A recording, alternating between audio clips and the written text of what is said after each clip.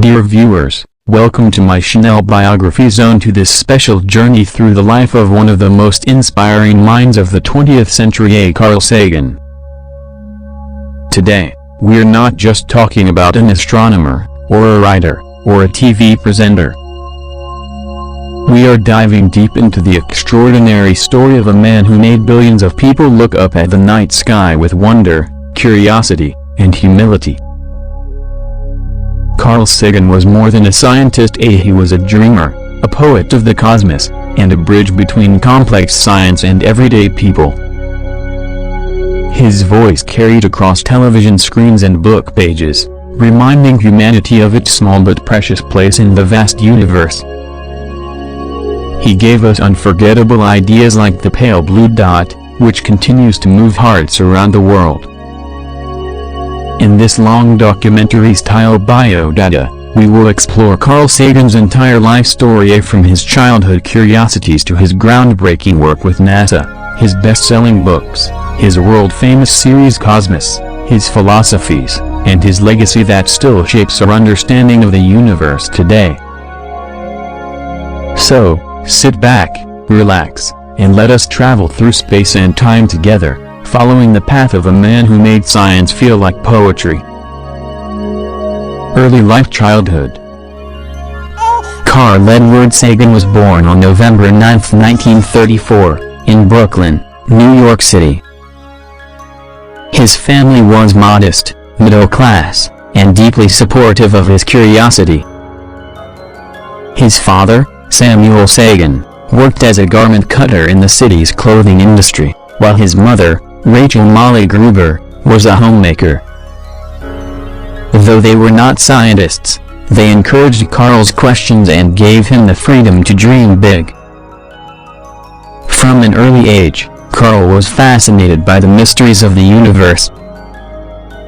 Growing up in Brooklyn during the 1930s and 40s, he often visited the New York Public Library and the American Museum of Natural History. There, young Carl stood in awe under the giant displays of planets and stars. These visits planted seeds of wonder that would later bloom into his lifelong passion for astronomy. At the age of 5, his mother took him to the 1939 New York World's Fair. The fair was filled with futuristic visions, including exhibits of rockets, science, and technology. It was here that little Carl first encountered the idea that humanity could travel beyond Earth. That moment made a lasting impression on him, sparking his imagination about the possibilities of space exploration. Carl was also deeply influenced by science fiction. He read magazines like Amazing Stories and novels by authors such as Edgar Rice Burroughs and H.G. Wells. These stories of interplanetary adventures and alien civilizations did more than entertain him. They inspired him to ask whether such things could be scientifically possible. Unlike many children who left such fascinations behind, Carl carried this curiosity into his adult life, blending scientific rigor with imaginative vision. But it wasn't just books and museums that shaped him.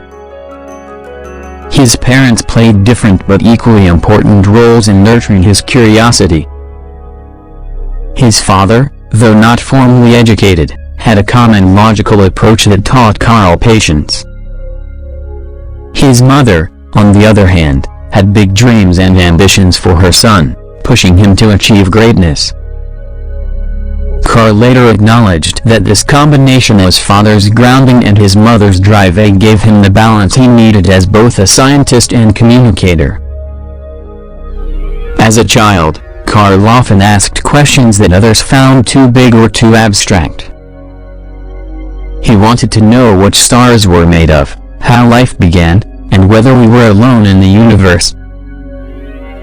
These questions were not just passing interests. They became the foundation of his future career. By the time he was a teenager, it was clear that Carl Sagan was destined for the sciences. In high school, Carl excelled in subjects like mathematics and physics. teachers recognized his potential, but it was his insatiable curiosity that set him apart. Unlike many students who studied only for exams, Carl wanted to understand the deeper why behind everything. For him, learning was not about grades, it was about discovery. During this time, he also developed a deep love for the night sky. He often gazed at the stars from his Brooklyn neighborhood, wondering about the immensity of the universe. These moments of stargazing gave him both comfort and perspective. While other teenagers were focused on sports or social life, Carl was quietly dreaming of galaxies far away. Carl's childhood was not one of wealth or privilege, but it was filled with something far more important: encouragement and imagination. His family gave him the freedom to question and the courage to seek answers. His city gave him access to libraries, museums, and science fairs. And his own mind gave him the endless hunger to know more. By the time he graduated high school, Carl was ready to embark on a journey that would take him from the classrooms of Chicago to the laboratories of NASA, and eventually to the television screens of millions worldwide. But at the heart of it all, he remained the same curious boy who once looked up at the stars and asked, "What's out there?" 2.Q. Education, the path to the stars. In high school, Carl Sagan faced the question that all young dreamers must eventually answer: where do I go from here? For Carl, the answer was clear: he wanted to study the universe. With his strong academic record and insatiable curiosity, he enrolled at the University of Chicago in 1951, one of the few institutions at the time that welcomed interdisciplinary exploration. At Chicago, Sagan found an environment that was intellectually alive, buzzing with ideas from physics, chemistry, biology, and philosophy. The university's unique curriculum allowed him to study across different fields, something that fit perfectly with his wide-ranging interests. Instead of narrowing his focus too soon, Carl embraced the full spectrum of science. Undergraduate years. Carl's undergraduate studies were a time of intense discovery. He majored in physics, but he also immersed himself in astronomy, biology, and even psychology. This interdisciplinary approach would later define his career, as he often bridged different sciences to explore big questions. One of the first major influences in his academic journey was Gerard Cooper, a Dutch-American astronomer often regarded as the father of modern planetary science. Cooper recognized Sagan's sharp mind and curiosity, taking him under his wing. With Cooper's mentorship, Sagan began studying planets not just as points of light in the sky, but as worlds with geology, atmospheres, and potential for life. During this time, Carl also developed his lifelong fascination with the possibility of extraterrestrial life. He wasn't content with simply studying stars and planets. He wanted to know whether life might exist beyond Earth. This bold line of inquiry was considered speculative at the time, but Carl's willingness to ask big questions would become one of his trademarks. By 1954, Sagan completed his Bachelor of Arts in Physics, but he wasn't done. His hunger for knowledge drove him to continue at the University of Chicago for graduate studies. Graduate studies and doctoral research. For his graduate work, Sagan shifted his focus toward astronomy and astrophysics, while also drawing insights from biology and chemistry. He earned his master's degree in physics in 1956, followed by a PhD in astronomy and astrophysics in 1960. Carl's doctoral research was groundbreaking. His thesis focused on the physical conditions of planets, especially Venus. At the time, Venus was a mystery. Many scientists imagined it might be a lush, tropical paradise hidden beneath thick clouds. Carl, however, used physics and chemistry to argue otherwise. Through calculations and analysis, he demonstrated that Venus's dense atmosphere of carbon dioxide would create a runaway greenhouse effect, leading to extremely high surface temperatures. This idea was bold and controversial, but it was later confirmed by space missions. Today, Carl Sagan is remembered as one of the first scientists to correctly describe the hellish conditions on Venus. This research was more than just planetary science, it also carried profound warnings for Earth. By showing how carbon dioxide could drastically heat a planet, Sagan highlighted the dangers of unchecked greenhouse gas emissions on our own world. Decades later, his work on Venus would be cited in discussions about climate change on Earth. Early career moves. After completing his Ph.D., Carl embarked on a career that blended teaching, research, and exploration. In the early 1960s, he worked at the Smithsonian Astrophysical Observatory in Cambridge, Massachusetts, where he studied planetary atmospheres and helped analyze data from early space missions. But Carl was not content to stay in the ivory tower of academia. He wanted to be where the action was, where rockets were launching, where planets were being observed up close, and where humanity was taking its first steps into the cosmos. This drive led him to collaborate with NASA, where he played a crucial role in shaping our early understanding of the solar system. He worked on the Mariner missions to Venus, the Pioneer and Voyager missions to the outer planets, and the Viking missions to Mars. His scientific insights guided how instruments were designed and what questions these missions tried to answer.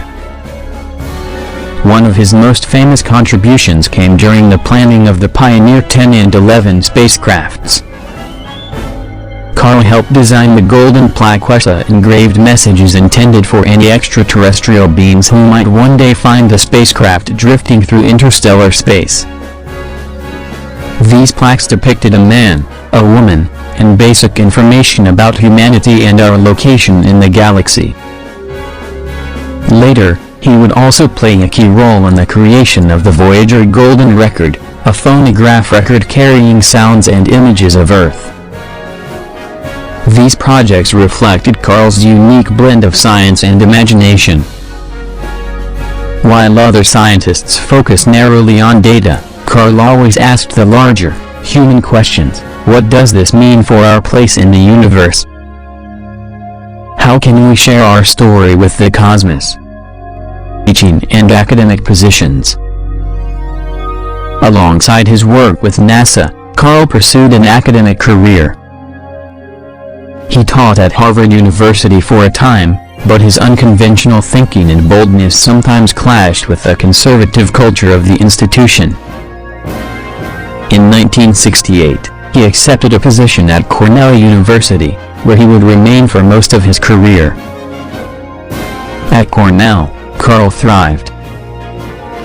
He became a professor of astronomy and space sciences, and later the director of the Laboratory for Planetary Studies. Unlike some professors who were distant from their students, Carl was known for his enthusiasm in the classroom. He spoke with passion, used vivid analogies, and encouraged students to think big. One of his students later recalled that Sagan's lectures were like miniature versions of Cosmos. He didn't just deliver facts, he painted pictures of distant worlds, explained science as a human adventure, and inspired students to see themselves as participants in the grand story of the universe. The emerging science communicator. By the late 1960s and early 1970s, Carl Sagan was becoming more than a respected scientist. He was emerging as a public communicator of science.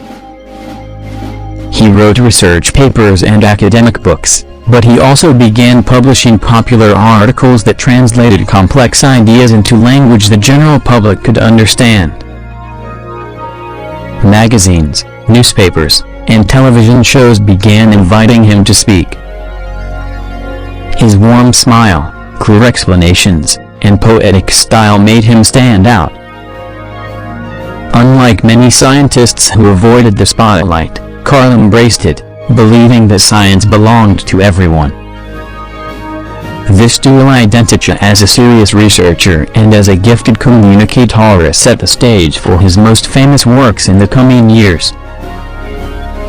Carl Sagan's education and academic journey was more than just a collection of degrees and research papers. It was the foundation of his life's mission, to understand the cosmos and to share that understanding with the world. From the classrooms of Chicago to the lecture halls of Cornell, and from the labs of NASA to the television studios, Carl was always both a scientist and a storyteller. The young boy who once stood in wonder at the World's Fair had now become one of the leading voices in humanity's exploration of the universe. And yet, his journey was only just beginning. Thought Q. The scientist who looked beyond. By the mid-1960s and early 1970s, Carl Sagan was no longer just a bright student or a young professor. He was establishing himself as one of the most influential planetary scientists in the world. His career blossomed at the exact moment humanity began exploring the solar system with robotic spacecraft, and Sagan became one of the guiding voices of this new era of discovery. He combined rigorous science with bold imagination, always willing to ask big questions. To Carl, planets weren't distant specks of light, they were worlds waiting to be understood. His work spanned planetary atmospheres, climate, astrobiology, and the search for life beyond Earth. Let's explore his major contributions in detail. Understanding Venus, the greenhouse effect. One of Carl Sagan's earliest and most important contributions was his work on the atmosphere of Venus. For centuries, Venus had been called Earth's twin because of its similar size and distance from the Sun. Some even imagined it might be a paradise under its cloud cover. Sagan, however, proposed a radically different view. Based on his doctoral research, he argued that Venus's thick atmosphere of carbon dioxide would trap heat through a runaway greenhouse effect, making the planet's surface unimaginably hot. He predicted temperatures of hundreds of degrees Celsius hot enough to melt lead. When NASA's Mariner 2 spacecraft flew past Venus in 1962, it confirmed his predictions. The planet was not a tropical paradise, but a hellish furnace. This was a landmark moment in planetary science, proving that Sagan's methods and imagination could reveal the true nature of alien worlds. His findings also carried an urgent message for Earth. If Venus could be transformed into an inferno by greenhouse gases, what might unchecked carbon emissions do to our own planet? Long before climate change became a household phrase, Sagan was warning humanity about its dangers. Mars. The search for life. If Venus was a warning, Mars was a hope. For centuries, people had wondered whether Mars was home to life. Early telescopes revealed surface features that some mistook for canals, fueling speculation about alien civilizations. Carl Sagan approached Mars with both skepticism and curiosity. He didn't believe in Martian civilizations, but he did think the planet could harbor microbial life. He became heavily involved in NASA's Viking missions of the 1970s, which were the first spacecraft to land on the Martian surface and conduct experiments searching for signs of life. Though the Viking experiments did not find conclusive evidence of life, Sagan's enthusiasm helped keep the question alive.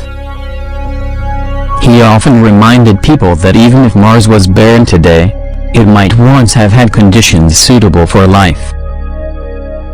His insistence on the importance of this search made him one of the founders of what we now call astrobiology.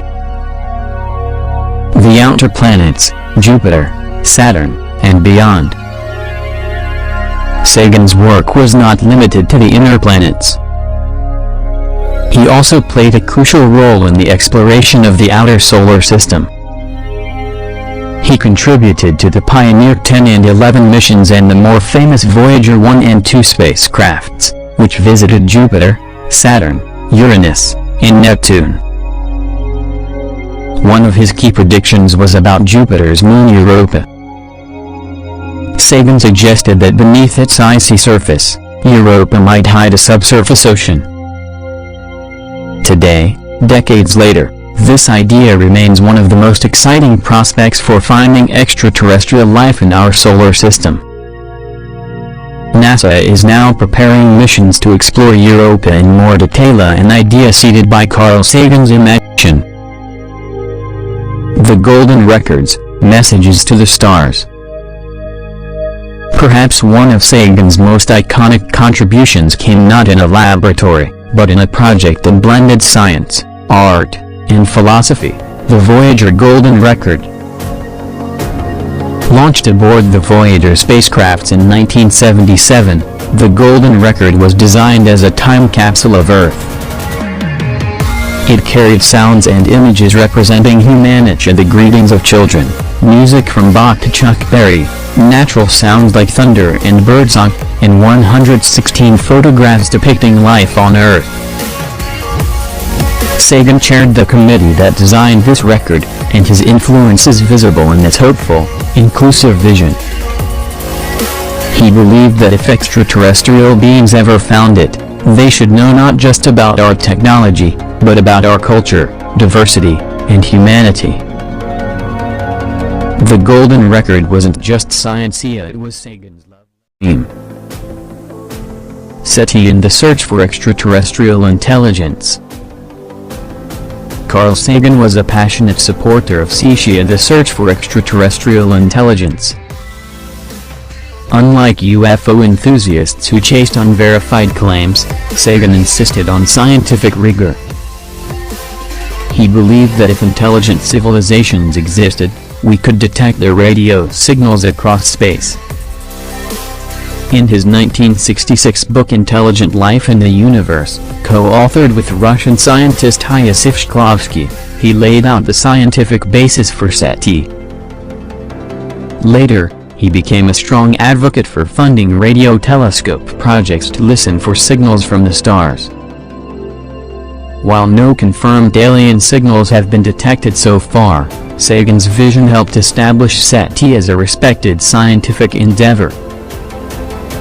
He often said that the universe was too vast for humanity to be the only intelligent species, reminding us of both the possibility of cosmic neighbors and the humility of our place in the cosmos. Planetary defense, protecting Earth. Another area where Sagan contributed was in planetary defense. He studied the effects of asteroid impacts, warning that such collisions had shaped Earth's history, including the extinction of the dinosaurs. In the 1980s, he also co-authored research on the concept of nuclear winter. This theory showed that a large-scale nuclear war could throw so much dust and smoke into the atmosphere that it would drastically cool Earth's climate, threatening all life. By combining his planetary knowledge with Earth's geopolitical issues, Sagan made science directly relevant to survival. Public voice of science. Beyond his technical contributions, Carl Sagan's greatest achievement was perhaps his role as a public communicator of science. By the late 1960s, he was appearing on talk shows like The Tonight Show with Johnny Carson, explaining complex topics with humor and clarity. His warmth and poetic style made science feel approachable. He often said, greater than we are away for the cosmos to know itself. Through such phrases, Sagan captured both the mystery and beauty of science, turning it into something deeply human. A scientist who bridged worlds. Carl Sagan's career was unique because he didn't just stay in the laboratory. He moved fluidly between research, teaching, public communication, and philosophy. He showed that a scientist could be rigorous without losing imagination, and poetic without losing accuracy. By the time he reached the 1980s, Carl Sagan had already reshaped planetary science, inspired space missions, and touched millions with his words. But his journey was far from over. The next chapter of his life would see him become a household name across the globe. 4.Q. The author who brought the cosmos to our hands. Carl Sagan was not only a scientist who peered through telescopes and worked on spacecraft missions, he was also a master of the written word. He believed that knowledge trapped in academic journals was not enough. Science needed to reach everyone: children, students, dreamers, leaders, and ordinary people. Through his books, Sagan built a bridge between the mysterious universe and the everyday reader. His style was clear, poetic, and filled with a sense of wonder. He didn't just explain, he invited readers to feel the awe of existence. Over his career, Carl Sagan authored or co-authored more than 20 books, many of which became bestsellers and remain classics today. Let's explore some of his most influential works. A. Cosmos, 1980. Without question, Sagan's most famous book is Cosmos, written to accompany his groundbreaking television series of the same name. Published in 1980, the book became an international bestseller, selling millions of copies and being translated into dozens of languages. Cosmos is more than a science book, it's a journey through space and time. In it, Sagan tells the story of the universe, from the Big Bang to the evolution of life, from the rise of human civilization to the possibilities of interstellar travel. He mixes hard science with history, philosophy, and a deep sense of humanity's place in the cosmos.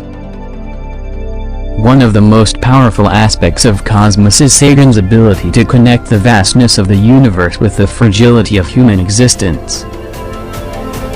He reminds us that while we are small, we are also rare and precious. The success of the book was phenomenal. It reached millions of readers worldwide, inspiring young scientists and curious minds alike. Even today, Cosmos continues to be a gateway for people who want to fall in love with science. B. The Dragons of Eden, 1977. Before Cosmos, Sagan had already established himself as a powerful writer with his 1977 book, The Dragons of Eden, Speculations on the Evolution of Human Intelligence. In this book, he explored the origins and development of human intelligence, blending anthropology, biology, psychology, and imagination. He discussed how the human brain evolved, how memory and language developed, and how myths and dreams shaped cultures. The book won the Pulitzer Prize for General Nonfiction in 1978, a rare honor for a scientist. The award cemented Sagan's reputation not only as a scientist but also as a writer of extraordinary talent. C. Broca's Brain, 1979. In Broca's Brain, Reflections on the Romance of Science, Sagan shared essays and reflections on a wide variety of scientific topics from neuroscience to space exploration. The title refers to the preserved brain of Paul Broca, a 19th century neurologist who studied the relationship between brain anatomy and language. Through this book, Sagan explored what it means to be human in a cosmic context. He discussed pseudoscience, the excitement of discovery, and the dangers of dogma. It's a book that showcases his wide-ranging intellect and his ability to move between disciplines effortlessly. D. Contact, 1985. While most of Sagan's works were non-fiction, in 1985 he published a science fiction novel that became a cultural phenomenon, Contact. The novel tells the story of humanity's first contact with an advanced extraterrestrial civilization. The protagonist, Dr. Ellie Arroway, is a radio astronomer who discovers a signal from space. The story explores themes of science, religion, politics, and humanity's readiness for cosmic communication. Contact was a bestseller and was later adapted into a 1997 Hollywood film starring Jodie Foster. The movie, much like the novel, captured the tension between skepticism and belief, between science and faith, and between human limitations and cosmic possibilities.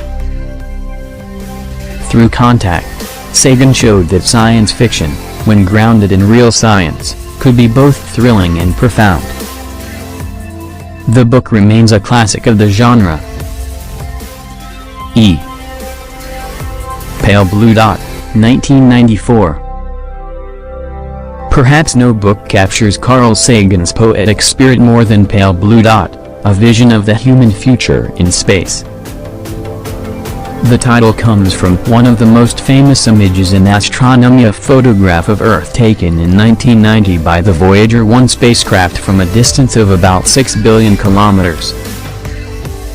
At Sagan's urging, NASA turned Voyager's camera back toward Earth, capturing our planet as a tiny speck, less than a pixel in size, floating in the vastness of space. In the book, Sagan reflects on this image with words that have since become legendary. He describes Earth as a fragile pale blue dot, a reminder that everything we love, every human being, every empire and achievement, exists on this tiny world. The book is not just about astronomy, it's a call for humility, unity, and responsibility. Sagan urges humanity to care for our planet and to continue exploring space. It is both sobering and uplifting, a masterpiece of scientific and philosophical writing. F. The Demon-Haunted World, 1995. In the mid-1990s, Sagan turned his attention to another challenge, the rise of pseudoscience, superstition, and misinformation. His book The Demon-Haunted World, Science as a Candle in the Dark is a passionate defense of critical thinking and scientific skepticism. In it, Sagan warns against the dangers of believing in UFO hoaxes, astrology, faith healing, and other forms of unscientific thinking. He argues that science is not just a body of knowledge, but a way of thinking, a baloney detection kit that helps us separate truth from falsehood.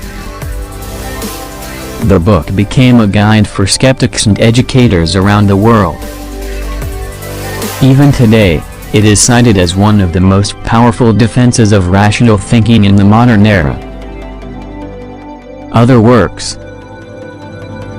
Beyond these famous titles, Sagan wrote and co-authored many other important works, including Intelligent Life in the Universe, 1966, with Iosif Shklovsky, one of the first scientific discussions of extraterrestrial life. Comet, 1985, with Andrian and David Grinspoon, exploring the history and science of comets. Billions and Billions, 1997, published posthumously, a collection of essays reflecting on life, science, and mortality. Each of these works reinforced Sagan's belief that science should be accessible, engaging, and deeply connected to the human experience. A unique style of writing. What made Sagan's writing so impactful was not just the content, but the style. He used metaphors, stories, and vivid imagery to explain complex science. He had a poet's ear for rhythm and a philosopher's eye for meaning. When reading Sagan, one doesn't just learn about the cosmos, one feels it. His words have the power to inspire awe, to comfort, and to challenge us to think bigger. Books as legacy. Through his writings, Carl Sagan reached far more people than he ever could in a classroom or a laboratory. His books have sold millions of copies and continue to inspire new generations of readers. They stand as lasting monuments to his vision of a world where science is not just a profession, but a shared human adventure. For Carl Sagan, the pen was as powerful as the telescope. His books didn't just describe the cosmos, they gave us a way to see ourselves within it. 5.Q. The television scientist. By the late 1970s, Carl Sagan was already a respected scientist and best-selling author. But it was through television that he would truly become a household name. In 1980, Sagan launched what would become his greatest cultural achievement, Cosmos, A Personal Voyage. This 13-part television series, co-written by Sagan, Andrew Young, and Steven Soter, was unlike anything the world had ever seen. It wasn't just a science program, it was a sweeping journey through space, time, history, and human imagination. It combined storytelling, stunning visuals, and powerful narration to bring the universe into people's living rooms. The vision behind Cosmos. Carl Sagan believed that science belonged to everyone, not just to scientists. He also knew that television, the most powerful medium of its time, could reach millions. His goal was not simply to teach astronomy, but to ignite wonder. Sagan and his team envisioned Cosmos as a kind of space odyssey for television. It would cover the history of the universe, the origins of life, the rise of human civilization, and the challenges of the future.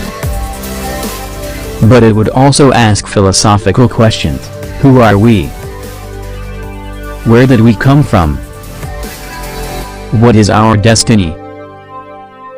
This ambitious vision required creativity. Cosmos combined cutting-edge special effects, animations, live-action reenactments, and breathtaking location shoots around the world. The result was a show that was not only informative but cinematic. The spaceship of the imagination. One of the most iconic elements of Cosmos was the spaceship of the imagination. In each episode, Carl Sagan climbed aboard this fictional spacecraft, which allowed him to travel across the universe and through time. The spaceship symbolized the power of human imagination and scientific inquiry. It could shrink down to explore the atoms inside a cell or zoom out to witness the birth of galaxies. For viewers, it made abstract concepts tangible, transforming science into an adventure. The Cosmic Calendar. Another unforgettable teaching tool from Cosmos was the Cosmic Calendar. To help audiences grasp the immensity of cosmic time, Sagan compressed the entire 13.8 billion year history of the universe into a single calendar year. The Big Bang happened on January 1st. The Milky Way galaxy formed in March. The Earth formed in early September.